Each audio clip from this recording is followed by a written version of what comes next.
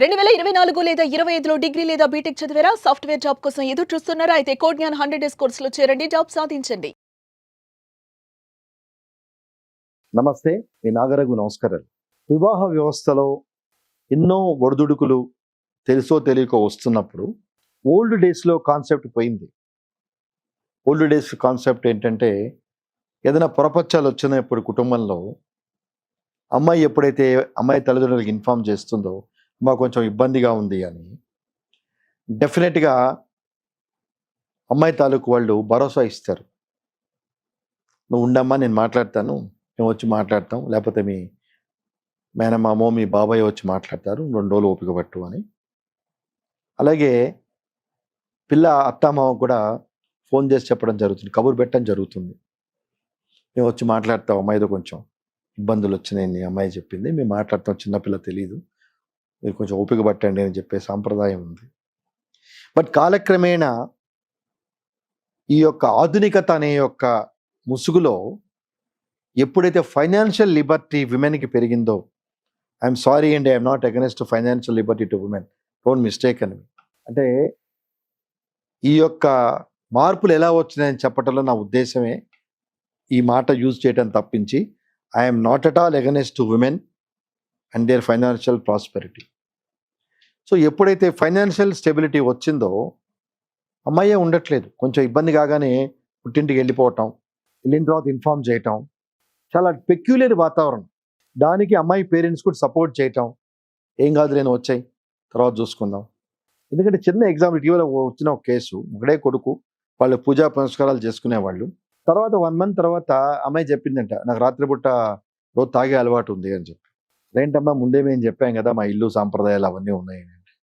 లేదంటే నేను ఇంట్లోనే తాగుతాను. నువ్వు తాగు, వద్దని లేదు.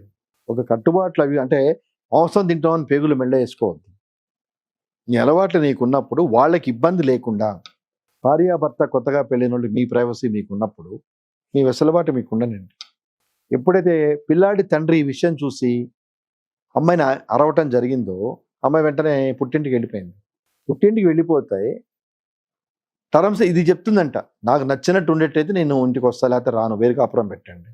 నచ్చినట్టు ఉండేది ఏంటండి అంటే, ఇట్ ఈస్ వెరీ పెక్యులియర్. మన సొసైటీలో ఉండే ఒక 4 కాపురాల్లో, ఒకప్పుడు జాయింట్ ఫ్యామిలీస్ ఉండేవి, కాలక్రమేణా జాయింట్ ఫ్యామిలీస్ తగ్గిపోయినాయి. ఉద్యోగరీత్యా రకరకాల పరిస్థితుల వల్ల న్యూక్లియర్ ఫ్యామిలీస్ అయిపోయినాయి. ఈ న్యూక్లియర్ ఫ్యామిలీస్లో కూడా వెసలుబాటు లేనితనం ఉంటే ఎక్కడ? సో మెయిన్ ఆడపిల్లలు ఈ రకమైన ధోరణికి రావటానికి నేను చూసిన కేసుల్లో, నేను రైటో రాంగా నాకు తెలియదు, నేను ఇప్పటివరకు చూసి హ్యాండిల్ చేసిన కేసుల్లో తల్లుల పాత్రే చాలా ప్రధానంగా ఉంటుంది. తల్లులే, మా అమ్మాయి అలాగే ఉంటుందండి, మా అమ్మాయికి ఏం పని, చాలా గొప్పగా ఫీల్ అవుతారు. వాళ్ళ అమ్మాయికి పని రాదు, ఏం తెలీదు, ఆమె అలాగే ఉంటుందని చెప్పుకోవటం చాలా ప్రివిలేజ్ లాగా ఫీల్ అవుతున్నారు వాళ్ళు. మోస్ట్ అన్ఫార్చునేట్, ప్రివిలేజ్ లాగా ఫీల్ అవుతున్నారు. అలాగే ఒక అడ్వకేట్ దగ్గరికి మాట్లాడటానికి వస్తే మంచి చెడు, mother is dominating the discussion.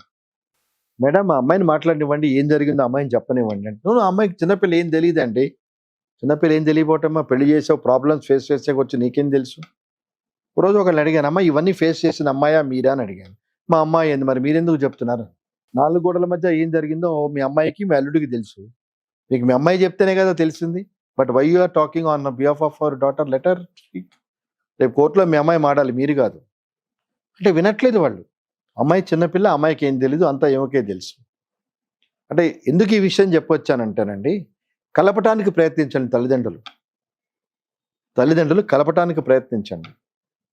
So కలపటానికి ప్రయత్నించకుండా వాళ్ళకేవో వచ్చిన చిన్న చిన్న స్పర్ధల్ని పెంచి పెద్దవి చేయకండి. మీరు చెప్పండి, ఒకసారి పెళ్లి చేసి అత్తగారింటికి పంపించినప్పుడు మీరు అక్కడే ఉండండి, మీ బాటకి మీరు ఉండండి, don't come to my house, you have to sort out yourself. ఈ కాన్సెప్ట్ పోయింది.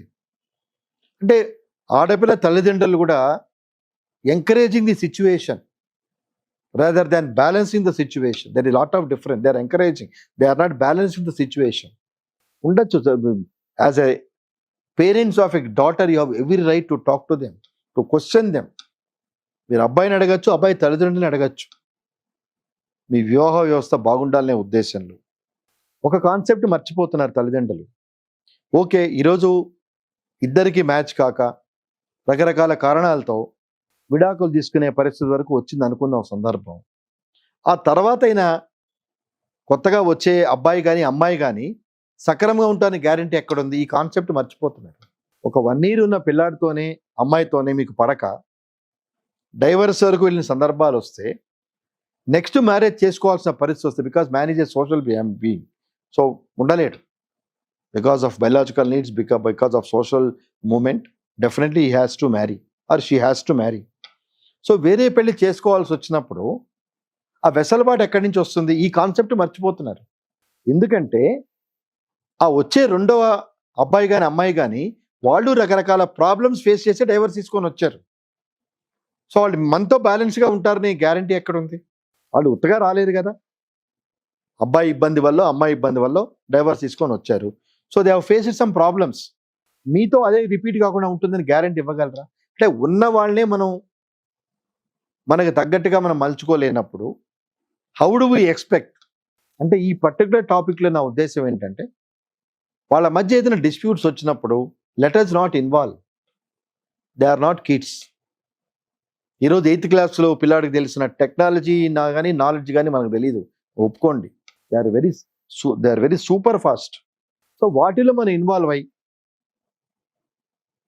మనం ఏదో పాసిఫై చేయబోయి మాటలు పెరుగుతాయి. అలాగే అబ్బాయిలకి చెప్తాను, మీరు అమ్మాయితో ఉంటే ఏదైనా మాట్లాడి అమ్మాయి తల్లిదండ్రులు వాళ్ళని తిట్టకండి. అమ్మాయి తల్లిదండ్రులు ఏం చేశారు? మీకు మంచి అమ్మాయిని ఇచ్చారని సంతోషించండి. ఇది వాళ్ళ తల్లిదండ్రులు తిడితే మీకు ఏమొస్తుంది? మీరు బాగా గుర్తుపెట్టుకోండి, నేను చూసిన జనరల్ పల్స్ రేట్లో అబ్బాయి అమ్మా నాన్న అమ్మాయి తిట్టినా ఎక్కువ రియాక్ట్ కాడు. అమ్మాయి వాళ్ళ తాలూకు వాళ్ళ వాళ్ళ ఫ్యామిలీ మెంబర్స్ని తిట్టామంటే షీ బికమ్ వైల్డ్. మీరు గమనించలేదు, నాకు తెలియదు. అమ్మాయి ఫ్యామిలీ మెంబర్స్ మనం ఏమన్నా అంటే చాలా గొడవలు అయిపోతాయి. అనకండి, ఎందుకు అనాల్సిన పనే ఉంది. Today everybody is financially stabilised. ఎవరు ఉద్యోగాలు వాళ్ళు చేసుకుంటున్నారు, ఎవరి కంఫర్ట్ లెవెల్ వాళ్ళు అనుభవిస్తున్నారు. మనం స్పెండ్ చేసే టైమే చాలా తక్కువైపోయింది. మీరు గమనించండి, వర్క్ ఫ్రమ్ హోమ్ అయినా కానీ కరోనా తర్వాత, కరోనా అయిపోయినా వర్క్ ఫ్రమ్ జరుగుతున్నా ఇంట్లో భార్యాభర్తలు మాట్లాడుకునే టైం తగ్గిపోయింది. There is no space. Space అంటే ఇల్లు స్పేస్ కాదండి, మనసుల మధ్యలో మనకు స్పేస్ లేదు. ఇల్లు పెద్దగా ఉన్నాయి, మనసులు చిన్నవైపోయినాయి. So everybody is preoccupied. So ఆ ఉన్న కొద్ది టైమే మనం రకరకాల కారణాలతో we are spoiling our own emotions. అలాగే షిఫ్ట్ సిస్టమ్ వచ్చింది. ఈ షిఫ్ట్ సిస్టమ్ వచ్చిన తర్వాత కూడా ప్రాపర్గా మనం ఉండే టైం చాలా తగ్గిపోయింది. సో మనకున్న లిమిటెడ్ టైంలోనే మన రకరకాల ఇష్యూస్లో ప్రాబ్లమ్స్ పెట్టుకొని మన మెయిన్ కాన్సెప్ట్ మనం ఎందుకు పెళ్లి చేసుకున్నాం, మనం నమ్ముకొని అమ్మాయి వచ్చింది. సో అమ్మాయి వచ్చినప్పుడు ఆ అమ్మాయికి ఏం కావాలి? Yes, no doubt, I will support women also in certain circumstances. అమ్మాయి రిజర్వేషన్స్, అమ్మాయి అంబిషన్స్ కొన్ని ఉంటాయి. We have to respect. ఏమండి, ఎక్కడ ఫ్రిక్షన్ వస్తుందంటే మన ఇద్దరి అభిప్రాయాలు కలవనప్పుడే ఫ్రిక్షన్ వస్తుంది. అది ప్రాపర్గా మీరు హ్యాండిల్ చేయటంలోనే మీ యొక్క బ్యూటీ తెలిసిపోతుంది.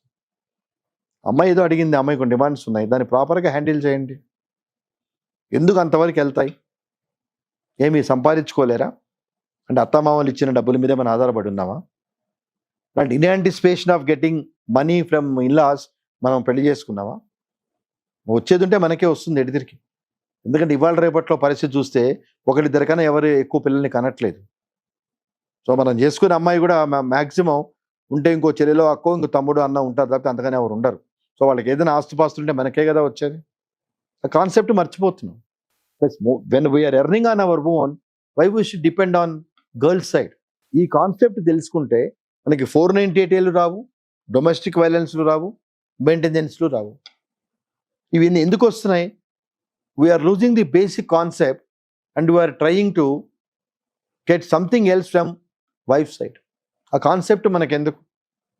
అలాగే ఆడపిల్లలు తల్లిదండ్రులకు కూడా చెప్పే సూచన ఏంటంటే, అమ్మ మీకు ఏదైనా ప్రాబ్లమ్స్ ఉన్నప్పుడు మీ పిల్లలకి, మీ ఆడపిల్లలకి మీరు సార్ట్ అవుట్ చేయడానికి ప్రయత్నించండి. Don't encourage them, don't encourage such problems.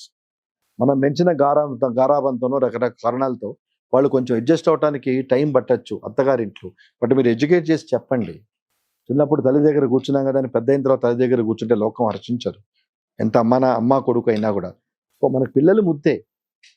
మన అబ్బాయిని చాలామంది చెప్తూ ఉంటారు, నాకు మంచి అల్లుడు దొరికాడు, మా అమ్మాయి ఎలా చెప్తే అలా వింటాడు, నాకు అదృష్టం. కానీ నా కొడుకే ఎదవా, పెళ్ళాం కుంగుబట్టు తిరుగుతాడు అంటారు. What is it mean? నీ అమ్మాయి కాదా? కాదు, ఆ కాన్సెప్ట్లో పోయారు. అందుకే ఇన్ని డౌరీ డెత్లు, burning cases on the pretext of dowry జరుగుతున్నాయి. సో మంచి కుటుంబం, కంఫర్టబుల్గా మనం ఉన్న లైఫ్లో మనందరం ఫ్రీ ఆకుపోయి ఉన్నాం.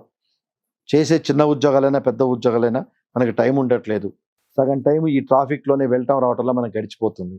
ఇంటికి వచ్చిన తర్వాత కూడా ఆ జంజాటలు వదిలించుకోకుని మనం లైఫ్ పార్ట్నర్తో హ్యాపీగా ఉండకుండా మన ఎమోషన్స్, మన టెన్షన్స్ అన్నీ క్యారీ చేస్తున్నాం కాబట్టి తెలుసో తెలియకో వాళ్ళ మనసులు కూడా కొంచెం డిస్టర్బ్ అయిపోయి ఈ రకమైన రుగ్మతలకు దారితీస్తుంది. మన మీద డొమెస్టిక్ వైలెన్స్, ఈ 498 మెయింటెనెన్స్ ఉన్నాయంటే definitely we will not be considered as a good people. False కేసులు కావచ్చు, రేపు వేరే సంబంధం చేసుకోవాల్సి వచ్చినప్పుడు ఆలోచిస్తాడు కదా, ఈ అమ్మాయి ఏంటి ఇన్ని కేసులు పెట్టిందని, అలాగే ఈ అబ్బాయి మీద ఇన్ని కేసులు ఉన్నాయి ఏంటని. సరే కేసులు ఎందుకండి? ఇవి ప్రాపర్టీ తగాదాలు కాదు కదా, సర్వీస్ మ్యాటర్స్ కాదు కదా, ఫ్యామిలీ మ్యాటర్స్ మనకై మన జస్ట్ మన అమ్మా నాన్నలతో గైడెన్స్తో మనం సార్ట్అవుట్ చేసుకోవాల్సిన విషయాలు మనల్ని కోర్టులు కానీ పోలీసులు కానీ కాపరాలు చేయిస్తాయా బెదిరించి? మన మనసులో లేనిది ఈ కాన్సెప్ట్ జనాలు ఎందుకు మర్చిపోతున్నారు? అదర్ దాన్ ఫ్యామిలీ ఇష్యూస్ ఏమని అనుకోండి, మీరు కోర్టుకి వెళ్ళండి, ఐ డూ అగ్రీ. అలాగే చైల్డ్ కస్టడీ కోర్టు డిసైడ్ చేసేది ఏంటండి? పిల్లాడు మీ దగ్గర ఉండాలా, నా దగ్గర ఉండాలా, ఎవరికి వెసులుబాటు? ఆ పిల్లాడి మనసులో ఏముంటుంది? What you are communicating to the boy? మీరు చైల్డ్ కస్టడీ అని పెట్టుకొని 3 days విజిటింగ్ రైట్స్ అని మీరు 4 days అని ఆమె తీసుకుంటే what ultimately you want communicate the child? ఆ చైల్డ్ ఎలా పెరుగుతాడు? ఆ చైల్డ్కి మెంటల్ కంఫర్ట్ ఎక్కడి నుంచి వస్తుంది? మీరు మర్చిపోతున్నారు ఇవన్నీ. మీ ఈగోస్కి పోయి మీరు ఇబ్బంది పెడుతున్నారు తప్పితే ఎవరో ఒకరి దగ్గర happy. Single parent definitely the painful. Okay, న్యాచురల్గా ఏదైనా ఇబ్బంది జరిగి సింగిల్ పేరెంట్ అయితే వేరే విషయం, కానీ wantedly voluntarily when you are making your child as a single parent, definitely it is very difficult to sustain. ఇవన్నీ మనం మర్చిపోతున్నాం. మై యాంగ్జైటీ ఈజ్ ఫ్యామిలీ మ్యాటర్స్లో ఈ కోర్ట్ ఇంటర్ఫరెన్స్లో, పోలీస్ ఇంటర్ఫరెన్స్లో కాపరాలు చేయించలేవు. ఈ ఒక్క సూత్రాన్ని గమనించండి. ఇంకా ఏ విషయాలైనా మీరు కోర్టుకి వెళ్ళండి, పోలీస్ స్టేషన్కి వెళ్ళండి. ఎప్పుడైతే ఫ్యామిలీ ఇష్యూస్లో వేరే వాళ్ళు చేరారో రకరకాల ఆలోచనలు ఇచ్చి కాంప్రమైజ్ అయ్యే పాసిబిలిటీస్ ఉన్న కేసుల్లో కూడా మనం ఎందుకు తగ్గాలి అంటే మళ్ళీ ఈగోలు రెచ్చగొడతారు. ఈగోలు ఏంటండి? భార్యాభర్తల దగ్గర ఈగోలు ఏంటి? Today we all are equal. మోడర్నైజేషన్లో వచ్చాము, చాలా బెటర్గా ఉంటున్నాం. Let us respect. మన అమ్మెంతో మన చెల్లెంతో మన ఇంటికి వచ్చిన అమ్మాయి కూడా అదే మర్యాదలతో మనం ఎందుకు గౌరవించలేము? చెప్పడానికి బాగానే ఉంటాయి అని మీరు అనుకోవచ్చు, కానీ వాస్తవంగా చెప్తున్నాను. మీరు ఆ కోర్టుకి వెళ్ళి చూస్తే ఫ్యామిలీ కోర్టుకి ఎంత ఎంబరాసింగ్ ఉంటుందో. రకరకాల ప్రాబ్లమ్స్, రకరకాల ఇష్యూస్తో వచ్చి అక్కడ వెళ్ళాడతారు. ఏంటి అల్టిమేట్గా అది డిసైడ్ అవ్వడానికి టైం పడుతుంది. అది అయ్యే వరకు మనం ఏది స్టెప్ తీసుకోలేము.